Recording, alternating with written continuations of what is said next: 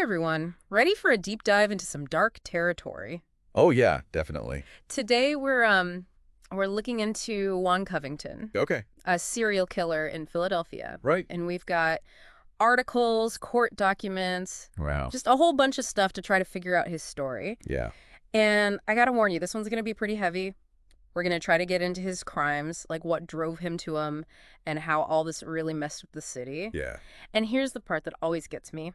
Yeah. 2 innocent men were convicted for Covington's crimes. Oh, wow. Like, it adds this whole other layer of injustice. It's just Yeah, it makes it way more disturbing, for sure. so disturbing. Yeah. This is a case that really, I think, highlights the issues with the criminal justice system Sure. and also, like, the human mind. Oh, for sure. Like, how complicated is it? Like, what gets me is that Covington lived what seems like a totally normal life. Yeah. But all this darkness was kind of brewing underneath. Yeah. So he was born in Philly in '62. And it seemed like his childhood was pretty normal. Uh-huh. Until his dad died in 1990. That seems like maybe like a turning point or something. Yeah, it seems like a shift. A lot of the sources say that his father's death Yeah. was like a trigger for some serious mental decline. Wow. He started showing signs of depression, and his behavior was getting kind of erratic. Okay. The interesting thing, though, is that even with these problems, Yeah. he still held down jobs. Huh. For 18 years, he was a SEPTA bus driver. Oh, wow. And later on, he worked hauling medical waste. So he's interacting with people every day. Right. Like going through his routine. Exactly. And this whole time, this darkness is building up inside him. Yeah, it's kind of scary to think about how someone can just blend in. It's really unsettling. Even when they're fighting something that serious. It's true, though. You can't always see what's happening under the surface. No, you can't. And with Covington, that inner turmoil finally exploded into violence. It did. His first murder was in 1998, the shooting of Reverend Thomas Lee Devlin. Right. And that wasn't just a regular shooting, right? Yeah, it was really brutal. Brutal. 13 shots fired. Yeah. Wow. It shows like a level of rage Yeah. and premeditation that's just chilling. Yeah, it is. Yeah. And it makes it even worse that his supposed motive was this delusion. Oh, yeah, definitely. Like, he actually thought that Devlin was using witchcraft against him. Yeah. And then he goes to the funeral. Oh, my God. That is so creepy. It's chilling to think about him being there. I know, with the mourners. Yeah. After killing someone so brutally. Yeah. It's almost impossible to understand that level of deception. Yeah. Yeah. And coldness. Right? I think it points to like a disconnect from reality. Yeah. And a really messed up sense of right and wrong. Right. Which happens a lot with certain mental illnesses. Then in 2003 and 2004, there were 2 more shootings. Uh-huh. David Stewart and William Bryant Jr. Right. They survived, Yeah. but they had really serious injuries. Yeah, their lives were changed forever. So these attacks show an escalation in Covington's violence.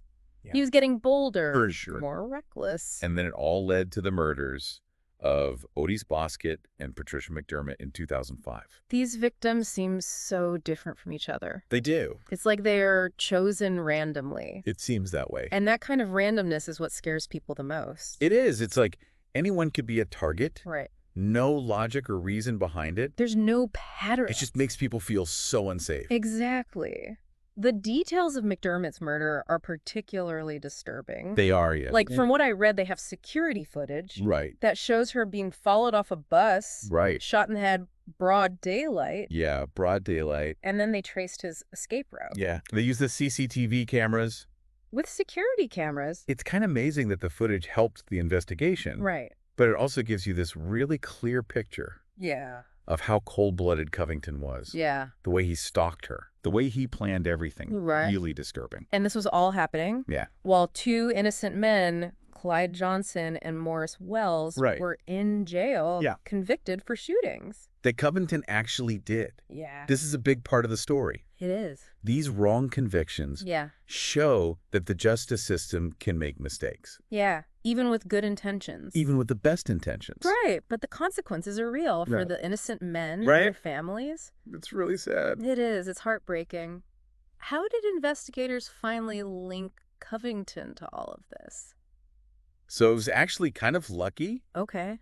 A SEPTA employee recognized him Oh, wow. from some security footage Okay. that had been released to the public Uh-huh. and called the police. Wow. And they looked at that. Yeah. And the security footage from the hospital where Covington worked. Uh-huh. Same clothes. Wow. That is incredible. Yeah, A clothing match brought down a serial killer? it did. Wow. Yeah. And I understand that he confessed. He did. He confessed to everything. Hmm. Killing McDermott, he said she was poisoning him with x-rays, Wow. and he confessed to the other murders too. His delusions were really strong. They were strong. Like a different reality. Absolutely. Wow. His claims were delusional, Yeah. but the evidence was there. Right. Ballistics tests linked him to the shootings. Right. No doubt. Yeah. They finally got the serial killer. Or terrorized the city. Exactly. It's wild how a clothing match from security footage can, like, crack a case wide open. It is. But I keep thinking about those wrongful convictions. Yeah. It's hard to understand how Clyde Johnson and Morris Wells ended up taking the blame for what Covington did.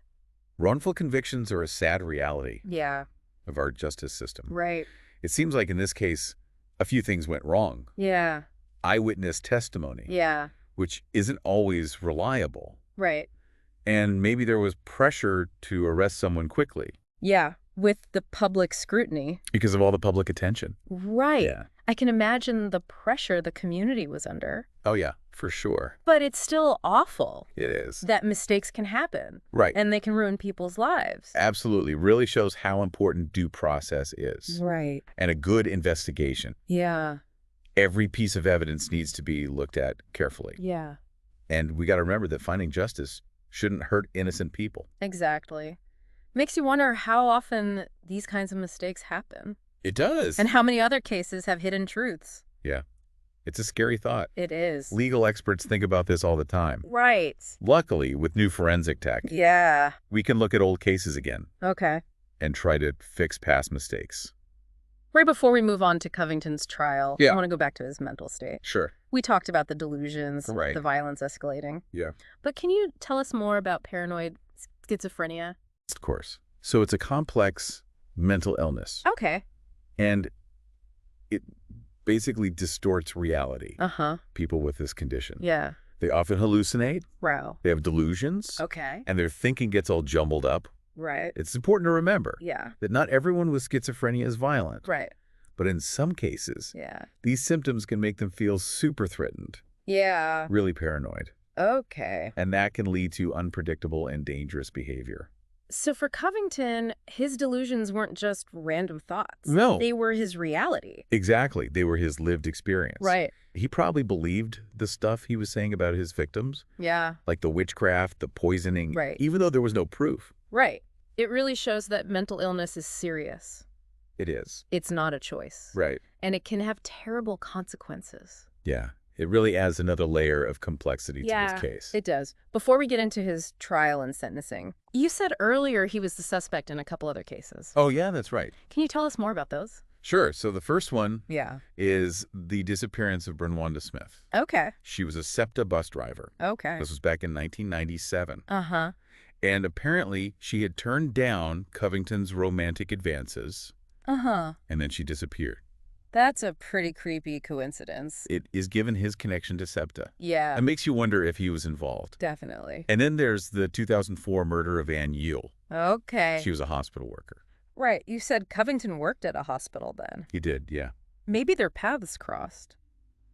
It's possible. The timing fits with his other crimes. It does. Is there any evidence connecting him to these cases? Sadly, both cases are still unsolved. Oh, wow.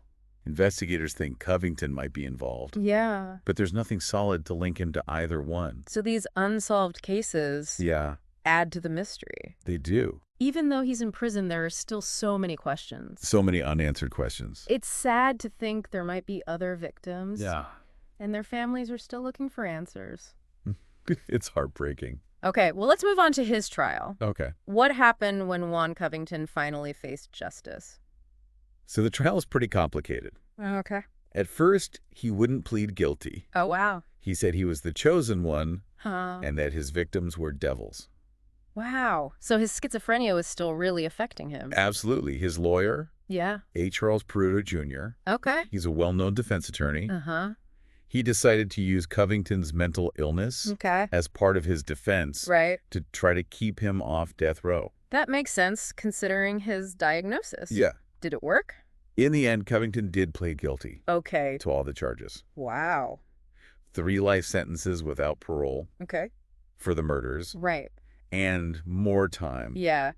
for the attempted murders. So he's going away for a long time. Yeah, And the court also ordered him to get psychiatric help in prison. it did. So there was some justice, Yeah. but it doesn't take away the pain and suffering he caused. It doesn't. What's happened to him since he's been locked up? So he's currently at State Correctional Institution, Rockview. Okay. We don't know what's going on in his head, Right. but at least he's getting some mental health care. It makes you think, It does. can someone who's done such horrible things, Right. especially because of mental illness, Yeah. ever really change? That's a debate. Yeah. It's been going on for ages, Right. and there are no easy answers. Yeah. It really makes you think about, like, the whole point of the justice system. It does. Is it just about punishment? Yeah. Or is there room for, like, rehabilitation, especially with mental illness? That's the question, isn't it? Yeah. There are good arguments on both sides. Yeah. Some people think that if you commit violent crimes, Mm-hmm. you're out of society for good. Yeah. Doesn't matter what your mental state is. Okay.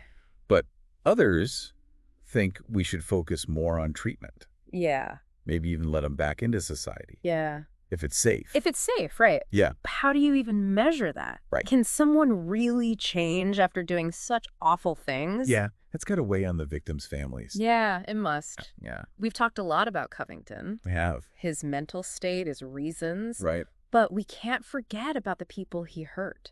Absolutely. The wrong convictions, Yeah. the lives lost, Yeah. the families torn apart. It's like a ripple effect, It is. touching so many lives. It's a reminder that crime affects everyone. It does. It leaves scars on communities, Yeah. breaks down trust, Right. creates fear. Yeah, those wrongful convictions just made it worse. Yeah, they did.